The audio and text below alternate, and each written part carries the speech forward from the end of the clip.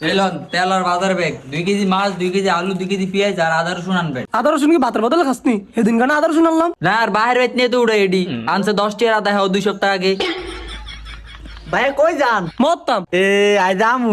বুঝতি এটা বলে মত যাইব। টানি যাইতে পারলে আই যাইলে সমস্যা কি? কেনা বালা তো জান লাগতো না, তুই ব আই তোলে চকলেট লইম। এ আমি দোয়ানোতে চকলেট খামু, আমি বাইট খাইতাম না। একখানা বারজে মাথা হাঁটালাম না, তুই জান লাগতো কইছিস না?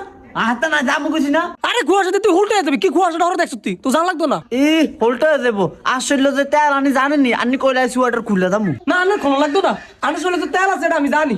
আইয়ান বালা মন্দ খায়া চর্বি জমাইছ না শরীরে, বুঝতে দেখছ তুই বিলের ভিতরে কি কুয়াশা, কিছু দেখা যায়নি। তো জান লাগতো না ভাই, তুই বাইর যাকে আমি যামু। মোটা সাক আয়